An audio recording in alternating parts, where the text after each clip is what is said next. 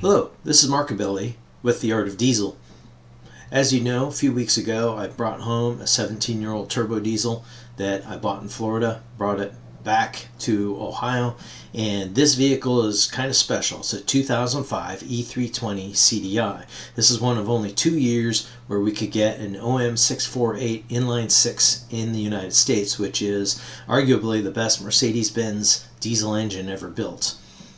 Now, I've had some time off over the holidays, but I spent a lot of time doing research and buying parts. A lot of those parts are cosmetic just because the vehicle got baked in the sun. It spent most all of its life in the Florida sun. I don't think it was ever garaged. We've also had some unexpected events with extended family during my time off, so progress hasn't been what I wanted. But let me start by talking about my goals. So what I really want to do with this vehicle is I want to have a mild setup using a hybrid turbo, an improved intercooler, and clean up the intake manifold, including deleting EGR, swirl flaps, silencer, and then literally cleaning it, because with 179,000 miles on it, the intake manifold is almost undoubtedly plugged with gunk, which is something that EGR does to diesels. It's bad. The other thing that I will do is I'll clean up the exhaust, and that will mean addressing the catalyst and the overly restrictive mufflers. Additionally, I will install tunes for the engine and transmission, which will allow the vehicle to make the best use of the modifications. And eventually I'll put a limited slip in, because the car has an open differential in the rear right now, and I expect the engine to produce in excess of 500 pound-feet of torque. Now, I'll share more detail on this setup as I work my way along through the effort. The first steps are to take care of the basics, ensure the foundation's in place, and then move forward.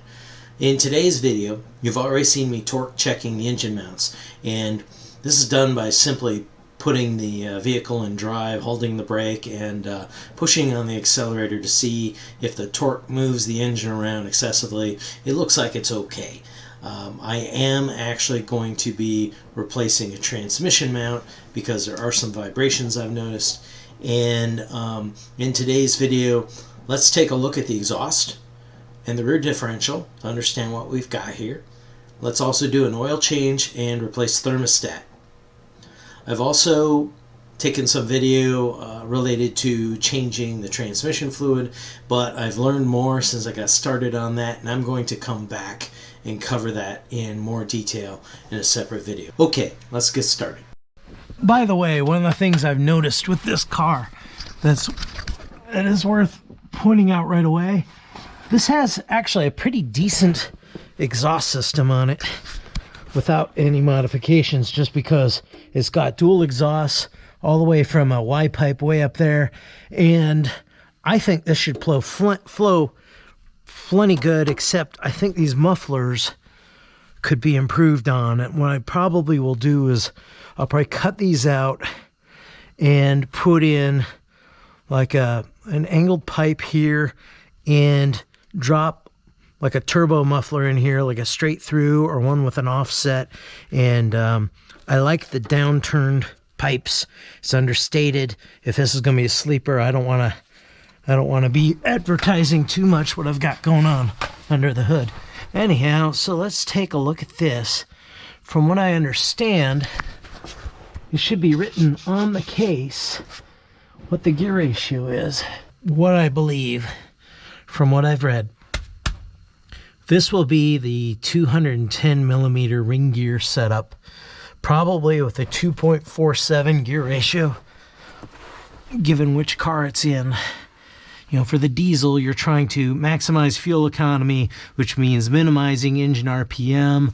A lower numeric ratio in the rear end means that this doesn't turn as many times for every time this turns. This will turn 2.47 times for every time that the rear axle turns. So when you see more normal ratios on cars, you'll see them in the 3s, and you'll see dragsters, it'll be like 410 gears and things like that. But on something like this where we're going for efficiency, 2.47 is a good gear ratio, keeps those RPMs down in the lower 2000s at highway speeds, which is very important if you want to keep good fuel economy. maybe hurts acceleration some, but with all the torque this engine has, I don't think that the low end is an issue at all. How's this looking? It looks a little crusty, but I don't see it. Doesn't appear to be all cracked or anything. Sometimes these are. Oh, here's something over here. This is an A230 3510105 and it's GGG-40.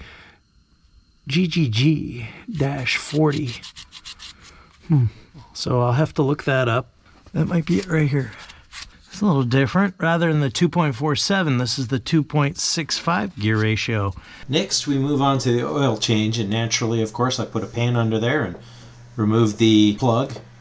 Next, I found out that the TDI ratchet adapter that I had for the oil filter housing from a VW TDI actually fit just fine on the Mercedes. It is different from the one that I use on the OM642 engines. I didn't realize that, but okay, I'm lucky, so this works. If all else fails, I could have used a strap wrench, but anyhow. So here I loosen it and I give it a moment to let the oil drip off it. I've got a container handy. When I'm ready, I get that thing moved into the container quickly in order to avoid just getting oil everywhere, and let it drain in that container. Then I wipe out the sealing edge of the filter housing. Next, I'm just checking to make sure that these are the same, and I realize that this filter setup has 3 O-rings, so I go about removing all 3 of them.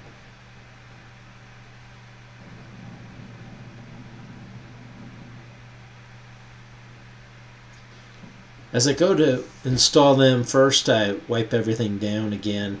Just make sure that things are reasonably clean. I want to make sure I don't have a bunch of boogers in the threads when I go to put this filter back together. I take a little bit of fresh oil and I lube up the O-rings a little bit, each one, before I install them. The big O-ring takes the most work to get it in place, but you could just work it slowly with your fingers. It is nice that I'm using a K&N one here, so the O-ring is bright orange and stands out. Makes for a good visual here, but the bottom line is you can see there is a specific groove it needs to go into. Make sure it gets into that groove. Here's the second ring. I loop that up. That one goes into place very quickly and easily. As I move on to the third O-ring, I realized that I had so much oil on my fingertips already that basically picking it up and moving around between my fingers, I had it lubed. So now I can go ahead and put the filter in. I look at both ends and realize there's no such thing as up or down on these. They're symmetric. And so then I'm able to reinstall this. Go ahead and get my ratchet and tighten it down. Don't over tighten it. You just want to bottom it out. Add just a little bit of torque at the bottom. Yeah, it looks like I'm using a big wrench, but I'm mostly just trying to get a feel for what I'm doing. I'm not hitting it hard. Okay, here we have me annealing the copper washer. I didn't have a spare. You can see how it changes colors. That's part of how you know you've actually annealed it. So next I'm ready to put the oil plug back in using that annealed copper washer. The annealing process makes it nice and soft so that it seals well.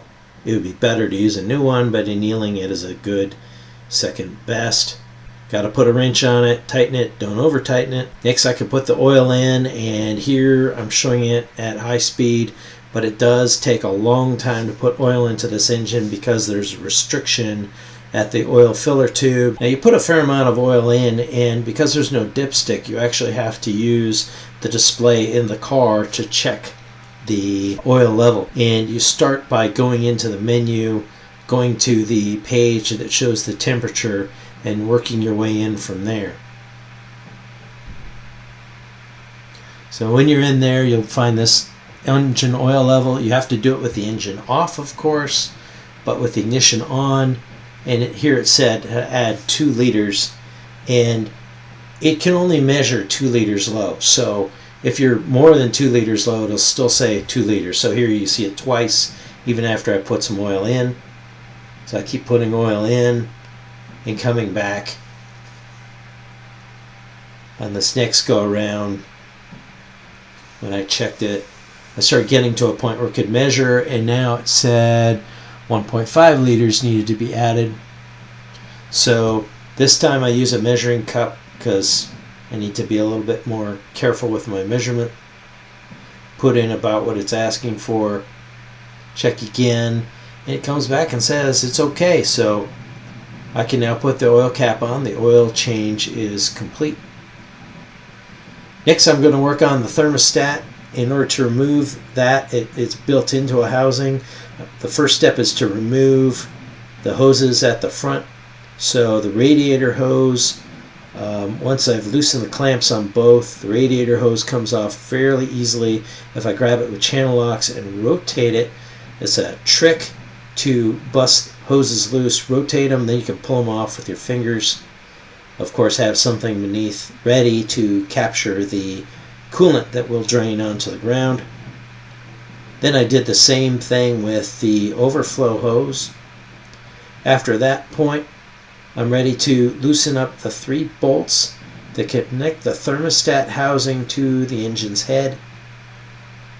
That top middle one is very difficult to get to. And the front lower one is even tougher until you realize that the best thing to do is simply to remove the oil filter. So I removed the oil filter. It would have been smart to put a rag in there right away. Keep stuff from falling in, but it does allow you to get a straight shot at those bolts. Then I used my electric driver to pull the bolts and set them aside. I did drop one of them. Thankfully, it didn't go down the oil filter housing. I was able to retrieve it there with a magnet. Then I realized the housing wasn't loose. There's a 4th bolt that goes forward through this bracket you see on the front. So here I am removing that bolt. With that bolt out of the way, there's still one more thing that needs to be done before it can actually be removed, which is disconnect the connection for the temperature sensor. There's a temperature sensor built into the housing. There's a plug right here. The plastic was brittle. You should normally be able to just squeeze the rear side of it and pull, but because the plastic is old and brittle, I had to pry up on the part to get it loose, and in the process wound up busting some plastic. At that point, I was able to pry the housing loose with a screwdriver. Yeah, be careful what you pry on, but anyhow, that's how I did it. You pull back the fuel hoses and you can pull that thing out of there. At that point, I take a rag and I just do some cleanup. Just trying to make sure the surfaces are nice and clean so that the gasket will have a chance to seal. I go ahead and pull back the fuel hoses again and start installing the new thermostat housing. When it comes to putting in the first bolt, the easiest one to put in is this one at the lower rear because you can see it. You can make sure it's properly aligned. You can put your hand right on everything, so it's a good choice. At that point, you can go ahead. It's easier to line up the other 2 holes at that point, so you can go ahead and put in the others, and I'll just speed up the film for that. So I go ahead and get those started. Then I get out my driver and put them in. I'm just putting them in to the point where I'm running down the lengths of the threads, and what I'm not doing is using that to torque them. I'm just going to go until I get that first click. As soon as there's any little bit of resistance, I go ahead and stop, and then I tighten by hand using a ratchet. I'm sure we could find the torque specs. I just did to what felt right. That's what I usually do. I've been doing this long enough to have a good feel for those things. If you have any doubt, look at the manual, find the right torque spec. But anyhow, you don't want to overdo it. You are torquing into an aluminum head. Here I am just doing the last bit of tightening. I also realized I could not get the front bolt that goes through the bracket started because it didn't align with the bracket perfectly. So I loosened up all the other bolts that hold that bracket so I could shift the bracket around.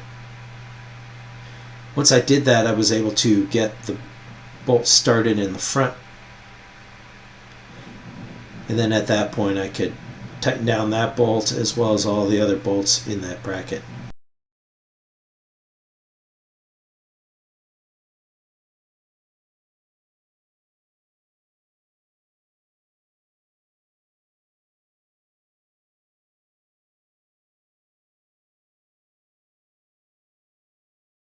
The next thing that had to be done was to put a support in that little bracket that holds the fuel hoses that are on the right here. And what I found was that hole that goes between the fuel hoses there is actually not threaded. It's a problem that I chose to grab a discount version of the housing. They did not actually thread the hole, so here I am trying to put it in, and I can't get that thing started.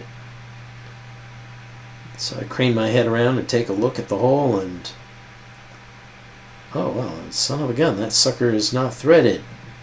So I go ahead and get up my tap kit and tap the hole.